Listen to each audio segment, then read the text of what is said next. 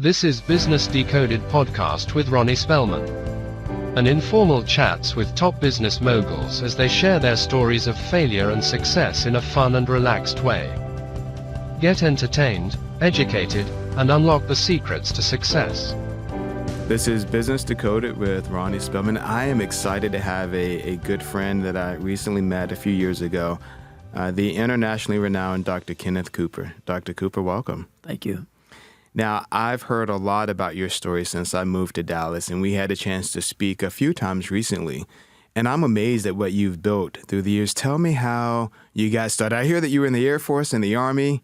You served our country. I grew up in a military town, so I love our military forces. What took you to the military? Spent 13 years in the military, 2.5 years in the Army, stationed at Fort Sill, Oklahoma, where I met my wife of soon to be 65 years, been married. Nice. Transferred to the Air Force to go into the aerospace medicine program. I thought I'd be a scientist astronaut. That was when it was in 1960. But then after working with NASA and working with the Air Force, I decided it was going to take a long time to get a flight into space. So in 1970, my colleague was Bill Thornton. We were both working together to become scientist astronaut. I decided to leave. And he stayed. It took him 17 years to get his first flight into space. So that was one of the But he made it, right? Yeah, he made it into space finally, but it took him 17 years. But I think the most interesting thing in getting started is telling a story that happened when I was in school. Born and raised in Oklahoma City, my father practicing dentist. And three of us, my two sisters and I, were either valedictorians or salutatorians for our graduating class at Putnam City, a suburb of Oklahoma City. My brother came along. He's the youngest. He's now 87. I have sisters that are 30 and then 90 and then 96. I'm 93. Wow. But he struggled academically. We were the educated ones, made good grades, and he was the other end of the scale. All the teachers were surprised at Dr. Cooper going through the classes there at Putnam City.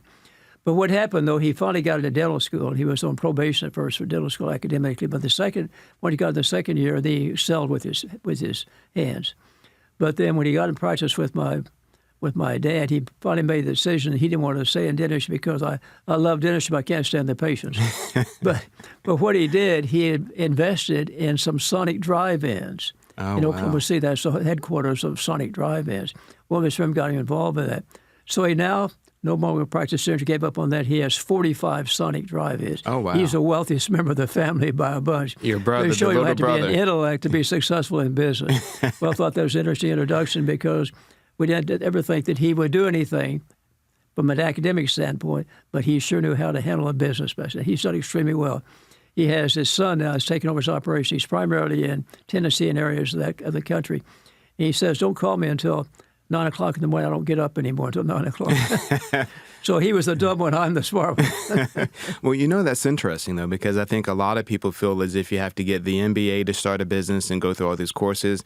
And become proficient at it before you open a business. And you're saying he was a dentist that got into business and he's done well. Extremely well. That's amazing. And how's his son that he's turning it over to? It sounds like he's followed in his father's footsteps. Yes, but he didn't want to go into medicine because I don't work as hard as you do. That was the reason he said, I want to just go into business. And so he went to Baylor and got his degree in business. But after he got out, he realized he was never going to be able to be anything other than maybe an administrative officer, not a physician at the clinic. And he said, I want to go back to medical school. I want to go to medical school. He had no academic requirements for it. He had to work for me for a couple of years and get these classes to be able to get into medical school, and that was in San Antonio. It was tough for him because he was way behind because the other people in the class were much younger than he were, but they just went directly from their pre-med requirements into medical school. So he toughed it out, got through medical school, got his internship, and then he got married. I think that made the difference. And then he went on to Harvard School of Public Health, where I was there. Okay. I was there for 2 years. He was there for a year.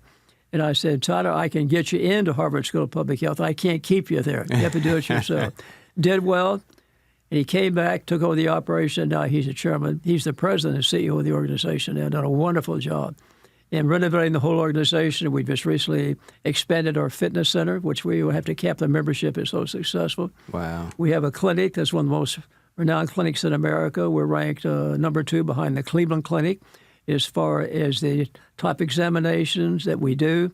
Behind us, you find Duke, Johns Hopkins, and the Mayo Clinic. Impressive company. And now we have a 6-month waiting list, people trying to come to the clinic.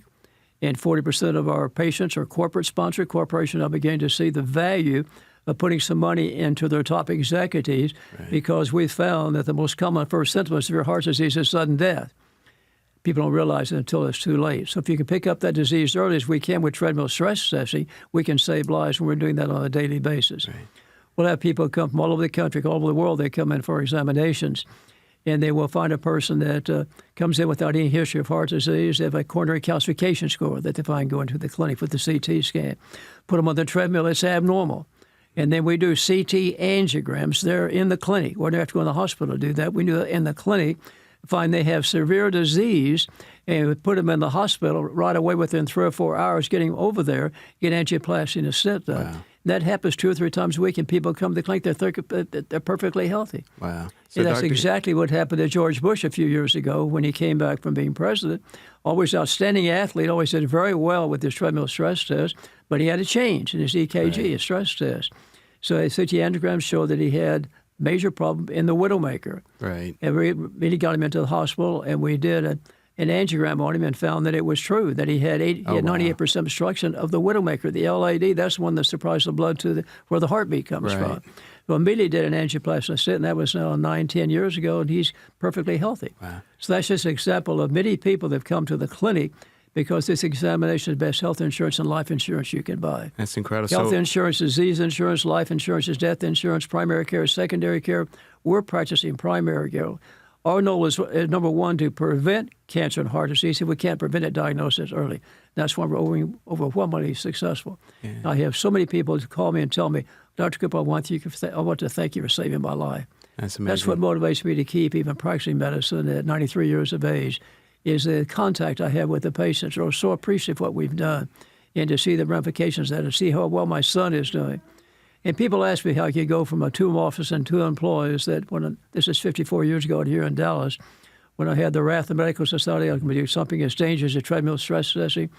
They wanted me to consider joining at Southwestern Medical School, but they couldn't guarantee me any continuity. If somebody got mad at me, I would lose my job there. And so I'm going to do it on my own. So I told them that 54 years ago, do my own. They said, you can never be successful in Dallas unless you join us, because we control medicine in Dallas. Let's wait and see what happens. They said, you can't limit your price to taking care of healthy people like Manti. Just see what happened. So why have we been so successful? Go from ground zero, we're at the present time a 30-acre facility. We have about 600 employees. We have 27 full-time physicians, a waiting list, as I mentioned, because, number one, I don't hesitate in saying this, because divine intervention. I'm very strong in my belief because there's so many times over the years I need to make a decision. I want to go one way. I want the other way. If I didn't go the way I wanted to be, I wouldn't be here today. Right. Number two is a fantastic staff. And I tell the CEOs I speak to, you're going to be just as successful as your staff makes you. Right. You got to delegate responsibility. You have to do that. Give them a free hand. Give them a chance to show what they can do. Delegate the responsibility. So don't just try to take complete control. Don't do that. Right. And number three, we've proven in some longitudinal studies you can prevent disease. A whole lot cheaper and more effective to prevent disease than to find a cure. And we've shown that with Alzheimer's. We can reduce Alzheimer's by 36%, as we've done in the patients coming to our clinic. We reduce chronic kidney disease by 40%. We reduce cancer by 25%. Can reduce the cost of health from 65 to 75 years of age by 40%. Wow. Just by embracing the concept of preventive medicine and wellness. And then finally, if people realize they have a need, and you provide a service that they want, they'll make you successful in any field. And that's why 74% of our patients are returning patients. That's the combination of things we've done with divine intervention to be successful. Now that's amazing. So 600 plus employees. How many acres? 30 plus acres. Facility. But it didn't start that way. I think you mentioned 2 employees. And in those early days, if I remember correctly, you went to your wife, Millie, and you said, I don't know if I can do this. In the early days, you didn't know if it would work. But what happened? You spoke to her and she said, do you believe in this, right? Do you believe what you're doing is right? And I said, yes. She said, you got to say you can't turn back. Right. Almost went back in the Air Force. I was successful in the Air Force. I was lieutenant colonel. I was going to soon be promoted to a full colonel. Within 6 months, they said, you got an opportunity. You may become Surgeon General of the Air Force one of these days. Oh, wow. I wrote my first 2 books in the Air Force, Aerobics 1968, and then the second book, Aerobics in 1970. And so I had a good following. I was just honored in February at the Pentagon Annex in Falls Church, Virginia, where they recognized that the whole aerobics program began while I was in the Air Force. And it did because I worked at 5 Air Force bases, had 27,000 people involved with the study for 4 years, 15,000 exercises, 12,000 controls. And from that, we developed the 12-minute test, which has become international now, the Cooper test, which is certainly known in Brazil, I can assure you. But then we developed the point system, and that's the whole basis of the aerobics program that's been so successful. And that's the first 2 books. I have 19 books already published. Oh, my gosh. And I'm finishing, I've already got the 20th one. It's already in its final stages. That's fantastic. And we got a publisher. It looked like we finalized that contract in the next couple of weeks. Hope to get this published before Christmas. And what it's going to be is, the title of the book is The Father of Aerobics, a life dedicated to prevention of disease and promoting the worldwide impact of exercise. We are around the world. Right. I think I may have told you that we have the 4 documentaries we also have made. One is 2 are for genetic, for the general public, and we have 1 for physicians, and then 1 for medical students, because physicians aren't taught anything about preventive medicine in medical school. Even still today? When I was in medical school back in the 50s, we were taught that preventive medicine is the Cinderella of the medical, especially because there's no profit in health. Right. That's what they told me. You can't limit your practice taking care of healthy people to make ends meet. Look what's happened. We've been so highly successful in going the other way. But one of the classics of that, we actually had a premiere of one of the documentaries, 42 minutes in length, at the Bush Library back in November 2023. And CNN had a reporter to come down, not to do a video, but just to interview me. Right. And so they put that on their site, on their homepage, and you can still get it now. Oh, and that's fantastic. Over a year later. And you can see that it's still there. You go to CNN and just type in Cooper exercise, and you can see this interview, which they told me the other day has now been downloaded by 729,600,000 people around the world. Almost 1 billion people. That's exactly right. That's amazing. And that's just been amazing that it's still there, because people are still dying. I even had a text the other day from Uzbekistan. You can believe that. So it started with an idea and a concept and lots of resistance, from medical societies particularly. There's been a real turnaround there, too, after they fought me at first. And something is dangerous, treadmill stress, you can't do it, you're going to kill people. I did this in the Air Force for all the years I was in the Air Force, developed the whole concept of being able to monitor the exercising subject with an EKG you could read. We developed it to use in NASA. I worked with NASA. They had to have something to use in space that they could monitor EKG when a person is exercising, extravehicular and all that. So Bill Thornton, my colleague, and I developed that technique for getting the EKGs the way we're using them today now in treadmill stress testing. But so they wanted me to take my license away. You can't do it. It's dangerous. Can't practice medicine in Dallas that way. I said, just wait a minute. I lectured before the Board of Censors, and I gave a very erudite presentation on the safety and sensitivity and value of treadmill stress testing. So the second person in town had a treadmill for stress testing with the chairman of the Board of Censors. We've done over 350,000 treadmill stress tests, and 16.1% are abnormal equivocal. Only 5% know they have a problem. So 11% of 150,000 patients we've diagnosed heart disease, and they come to the clinic on the first time. And those are lives that are being saved. So the real climax of the story is they called me the other day from the Dallas Medical Society, and after fighting me all these years and all, we want to recognize your accomplishments. And we want to offer you a lifetime free membership, the Dallas County Medical Society and Texas Medical Association. I said, you guys finally got your head out of this thing. No, I didn't say that I wanted to. But that's the whole turnaround. It's been an uphill battle all the way, and I praise the Lord every day for that. Amazing. So I think, if anything, for a lot of business owners, I was with the CEO and founder of a really large firm not long ago, and he said that it took him 10 years for people to really understand their product. And it sounds like it took the medical industry a long time to understand the value of what you were doing. So you've been in it 50 years to convince them to change their mind. And it sounds like they finally reached that goal. And now, as I said, they're trying to duplicate what we're doing. Right. Instead of fighting me, now they're trying to duplicate what we're doing. But we have the best mousetrap, though. You do. We're way ahead of everybody else. Now, that's what's so nice. I read a lot of that's because the data, you were collecting a lot of good data in those early days that people started to figure out it made sense. I established my research institute before I saw my first patient, December 6, 1970. Because in the first 2 books I published in the Air Force, the average age was 28 years, the people I was working with. Right. But I had no idea when I published that book in 1968, it became a New York Times bestseller list. It was on the list for about a year. Oh, wow. But the people reading the book were 40, 50 years of age. So I had to cut it down. That's the reason I wrote the Aerobics the second year, 1970. Right. Don't take that 12-minute test until you go through a preparation program. like walking for 6 weeks or so to try to keep it. There were no major deaths, praise the Lord, but I was concerned about that, so I did that. So, but what we've done, though, because we collected data on all these patients, 150,000 patients, and we've stored that data in our computers, and we have over 2 million person years of follow-up on our patients now, wow. from which we've published over 700 papers in peer-reviewed journals proving exercise is medicine. Now, I think in those early days, people didn't believe exercise. They thought it, like you mentioned, they thought it would kill you. And I think your own father has some issues with you running. That's for sure, because I was an athlete in high school and college and made All-State in basketball in Oklahoma and won the state championship in the mile run. In fact, I only missed the state record by 1 second when I was a senior in high school back in 1949. My father, practicing dentist, was believing what they were saying back in those days. You exercise too much, you get an athletic heart. Back in those days, the only way we could see it an athlete was get a chest x-ray, and you could see their heart was enlarged. Well, they thought mistakenly that was just because of big muscle. We didn't have echocardiograms back in those days. But what it was actually was slight enlargement of the muscles, but it was the dilatation of the heart. The heart enlarged because it increased the ejection fraction. That's part of the aerobic training effect. And so what happens is your heart is doing more work with less effort. Why do you think the average American male has a heart rate of 72, average American female about 78?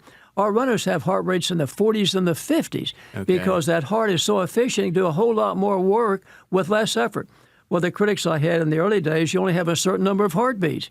And so you're burning up, you're going to die early. And my father was convinced I was going to die early, so he rebelled completely, but he didn't keep me from participating. So my mother supported everything I did. My dad never saw me play basketball. He never saw me run the track meet. Although I made all these outstanding accomplishments, never saw it because he was afraid I was killing myself. I outlived him by 16 years. He died at 77 years of age. Oh, my God. That was all a myth of exercise. I had a podcast. I had a split television interview once with a gentleman from New York. It was national television. He wrote a book entitled The Exercise Myth. I had to debate him. This, of course, came to Dallas back in about 1970. And I said, and he tried to criticize everything I was doing. And he said the number of deaths of exercise is like 6.1 for every 10,000 hours or so. I said, Dr. Solomon, it was 0.61, not 6.1. You're completely taking my data line. Oh, no, that. My son was watching. He said, why don't you hit him, Dad? Because I said he was in New York, I was in Dallas, couldn't do it. But that's kind of resistance that I had. It was difficult. The street going to be full of dead joggers. People follow Cooper. Cooper's going to kill more people than Hitler did in World War II. Wow. I mean, it was really vicious in those early days. In fact, there was a famous physician, they called him Horrible Herman. I won't give you his last name, for Western Reserve. And I was asked to speak in South Carolina, Myrtle Beach, South Carolina, a medical meeting. And he was there. And he was speaking ahead of me. Oh, this is right, the book came out in 1968. And so we have Dr. Kenneth Cooper here today. I want you to know that little aerobics book that he's published has been so popular. The only thing that will protect you if you have a heart attack is having your pocket or pushing the call when you when you fall. He said that. I just smiled at him when he said that. That's the kind of criticism I had in the early days. It was tough. And I'll tell you, I almost went back to the Air Force. They had this promising career. If you go out, you leave, and you'll be a commander of a hospital.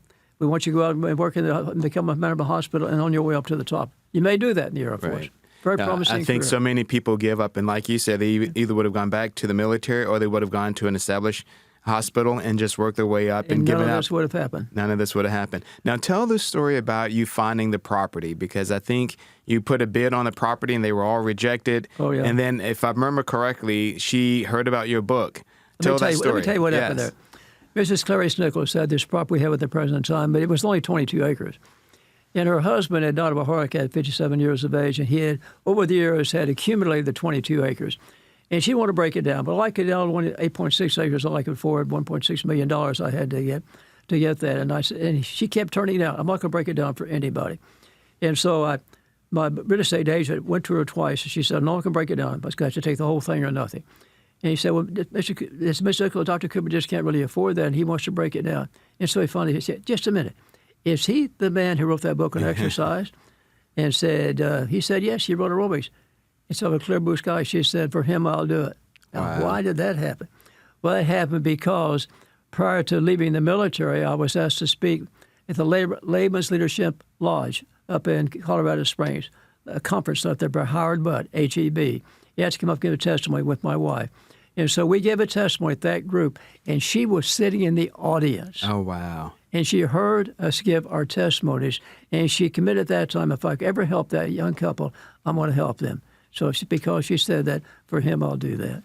That was just one of many answered prayers that I've had. And what's amazing is that I tell young people this all the time in business. You never know where that kind of interaction will come. She just happened to be in the audience. You didn't know her. You didn't know that she was in the audience. And then it turns out that she owned the property that you were looking to buy. It's amazing how that happens in life. We got the 8.6 acres and the 22 acres, and we finally bought the church when they wanted to move out, so we have 30 acres there now. That is incredible. And finally, in 2004, we burned the mortgage in Aerobics Center. Another answered prayer. Wow. Let me give you another example. I start my day every day with prayer and Bible study. I'm very strong in my beliefs, as you can tell. And I have a prayer list. And just within the last couple of weeks, a gentleman came in, and I hadn't seen him in years. And I said, you've been on my prayer list for a long time, but I don't recall what it was for. Tell me what it was for. I haven't seen him in several years. It's because of my daughter. And said that 18 years ago, she was diagnosed as having leukemia, and with less than 6 years to live. She's now 53 years of age. But I've been praying for her all this time and didn't know what I was praying about. And I said, praise the Lord, I'll move her from my prayer list to my answered prayer list. Oh, fantastic. That just happened the last couple of weeks. That's amazing. So the Lord has had his hand on my life without question. Let me tell you the epiphany that really changed my career, though. Yes. Because I hadn't planned on being a specialist in preventive medicine. I was going to be an ophthalmologist. In fact, I finished my internship up in Seattle at Harborview Hospital there, and I made arrangements to come back after I finished my 2 years in medical and military. I had to go and pay back the military. They deferred me during the draft. So I get through medical school and internship. I had to go back and pay 2 years. I was going to do in the Army. It's what I did.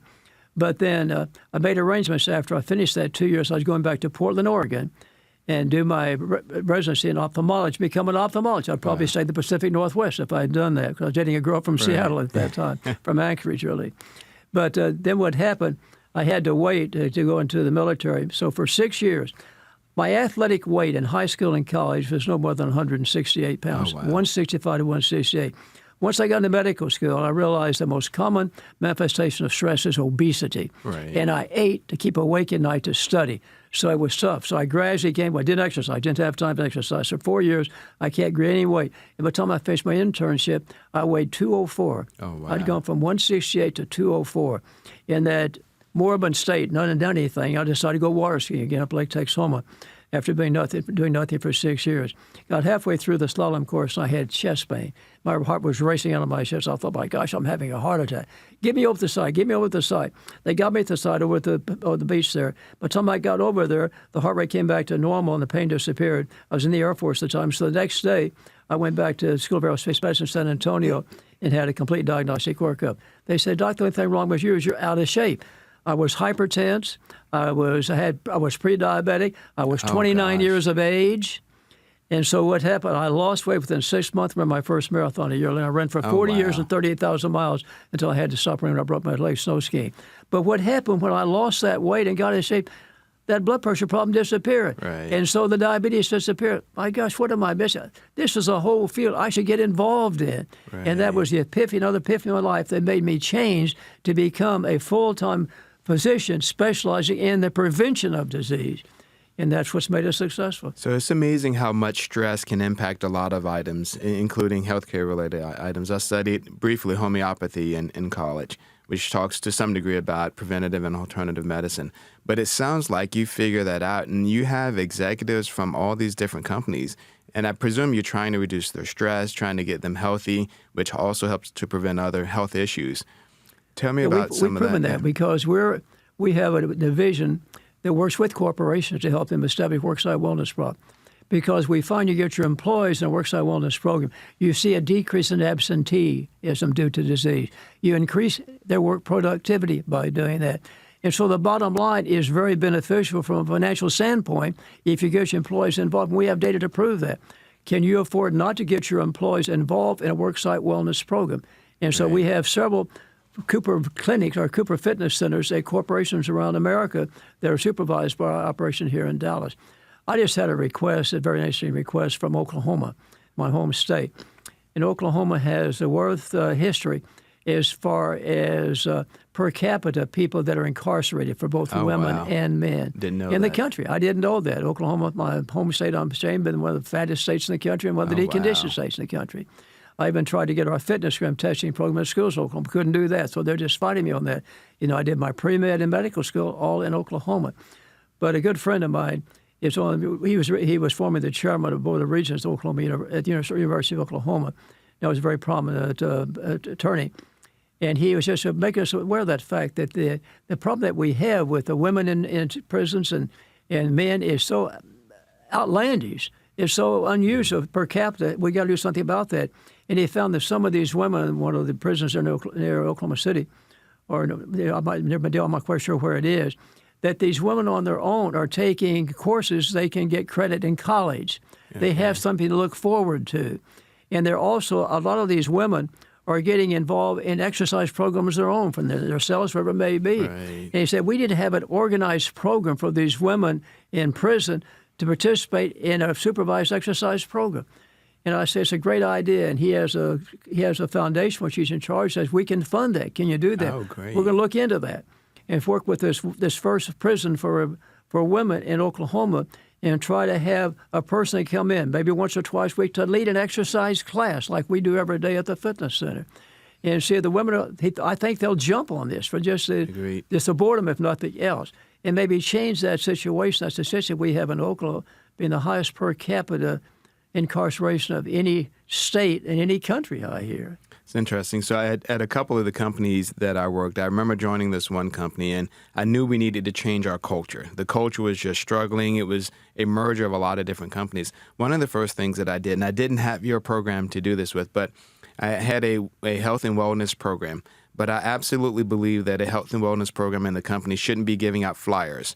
We needed to do something physical, so we built a gym. I had active programs from basketball, table tennis, but just to get people up and moving.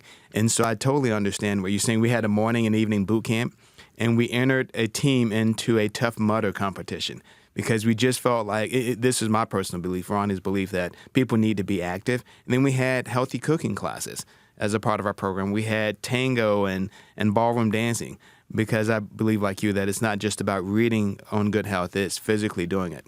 But you can't just establish a fitness center for your employees unless you go this route. Because Ross Perot had a beautiful fitness center on his campus and no one ever used it. Right. Because you have to have not only a fitness center, but you have to have leadership and you have to have programs. It's our key to success. So just don't put something and say that they will make it successful. But I know some corporations don't have a fitness center, but they will move with the sheriffs over in the cafeteria and they'll have classes, things of that type. So you can be creativity there, you can be creative there, and provide ways that you can have corporate fitness programs that the employees will benefit from immensely. And that'll retain your people too. They're less likely to leave the corporation if they're involved in something of that type. Less likely to come back into prison if they go through these programs, both their academic programs and their physical education programs. Right. It's interesting that I write these articles for Decision Magazine. I've been doing this since January 2020 at the request of Franklin Graham. That goes to about 500,000 people. I write articles every month. I've done that. And I'd encourage people to go to the internet. You go to the Billy Graham organization. You can just very cheap membership to get a subscription to this magazine every other month. But the latest one, do you need to be physically and spiritually fit? And the answer is very definitely yes. And that'll be out within the next couple of weeks. But then the next will be coming out in September is one I did a lot of research on. Can you actually slow down or reverse the aging process? And now you can. We know you can do that. But the foundation, all these organizations that are showing you can slow down the aging process and prolong lives are all concentrating. Every one of them have exercise a part of it. Now, we have an example of that from our own program. We have 150,000 patients in our database, but we followed 100,000 who went through our program, who have been in our program for at least 45 years. And this is a women's survival from 1970 to 2015. And we got their mortality statistics. And we're able to show that they're squaring off the curve. They're living long, healthy lives of fullness and dying suddenly.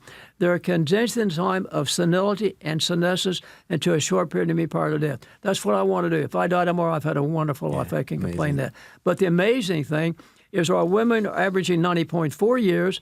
I'm 86.5 years. So the average for our men and women is 88.6 years. The average for the United States is 79 years. Wow. So we're proving without question we can prolong lives, productive lives. Our goal is help you to have quality life and prolonged lives, and up until that final moment. And by doing that, that's one reason the cost of health care in this longitudinal study by 40%. Those are the top category of fitness, for body category of fitness, for 25 years, because they were in the top level of fitness, measured objectively by Treadmill time. Other studies, like the Harvard School of Public Health, has a study with the nurses and physicians, and they came to the same conclusion that we have with their 5 basic rules. That the basic rules include exercise, but our basic rules include being Cooperized. 8 different things. And with my book coming out in the future, we're going to emphasize that. We hope to revolutionize the world about the way of practicing medicine, because there are 8 different things. And we'll go through this very briefly. 8 different things. Number 1 is your body weight. Get your body mass index. Pick it up on the internet and type in your height and your weight, and they'll give you a body mass index. It should be 18 to 25. 25 to 30 is overweight. 30 to 35 is obese. Above 35 is morbidly obese. You should be 18 to 25. That's number 1. Number 2 is get 30 minutes of exercise, collective or sustained, most days per week. That's all it takes. If I get you to move up 1 block on the fitness scale from very poor to poor, we published this in November 3rd, 1989, the JMA, Physical and All-Cause Mortality. Lose the fitness scale. I can move 1 block on the fitness scale. If they could increase the life expectancy by 6 years, reduce cause-of death by 58%. Going all the way to the top category of fitness, only 9-year increase in longevity, and 65%. The best return on your fitness investment is to avoid inactivity. These people moving up from category 1 to category 2 by getting 30 minutes exercise, collective versus say, 90% of those people moved up to at least the 2nd, if not the 3rd category. Doesn't take that much. Number 3 is your diet. And your diet, make it simple. 5 is fine, 9 is divine. Number of servings and fruits and vegetables should be consumed daily. Average American adult, 3.1. Average American teenager is 1.6. Number 4 is supplementation. I take vitamins every day, particularly vitamin D. It's extremely important. Oh, interesting. I take 7,000 units a day because we've found that's a good way to protect you from the ravages of these coronaviruses, like COVID-19. Right. I've had 2 episodes of COVID-19. They're very mild. I keep my vitamin D level between 65 and 70. All I had was just a cough. I had to be quarantined for 5 days, so that was it. At 93 years of age, I could have died from it. Oh. I had this high vitamin D level, and we've proven that can be beneficial, so we've done that. And so I take my vitamins daily. Next on the list, you can't smoke. You can't use tobacco anymore, including vaping. You can't do that. So too many dangers associated with that. And number next, you have to control alcohol. In fact, the latest recommendation for cancer is you shouldn't drink at all, because alcohol is related to cancer. They can show that now. I'll talk about that in one of my articles in Decision magazine. But if you drink, I don't drink at all, but if you drink, you can't drink more than a drink a day for men or women. Okay. That's 7 a week. Used to think you could drink 2 a day if you're a man, for 14 a week, or 7 for women. We found that men would shorten their lifespan 1.5 to 2 years. Next on that list is control stress. And remember, the way we control stress is by exercising the end of the day. That's the way I burn up the stress of the day, is exercise before I go home. And get at least 7 hours of sleep per night. All very important. And then finally, number 8 is get an examination of some type. You can't afford the very expensive examination we have, but you at least get this. You get your height and your weight and your blood pressure.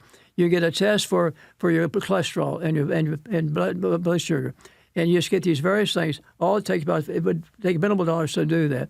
And you have a resting EKG. Very inexpensive. You get that. You'd be surprised how far you could go in picking up disease early. That's amazing. Dr. Cooper, it's been so much fun having you on the program and telling your story and building a fantastic organization that covers the entire globe. There are few people that has had as much of an impact, particularly on preventative medicine, as you have around the world. I am grateful to have had you on the show and hope you come back soon, Dr. Cooper. Thank you. Thank you for joining us on Business Decoded with Ronnie Spellman. Thank you for listening to Business Decoded podcast with Ronnie Spellman. Please be sure to subscribe and share, and stay tuned for more incredible Business Decoded episodes.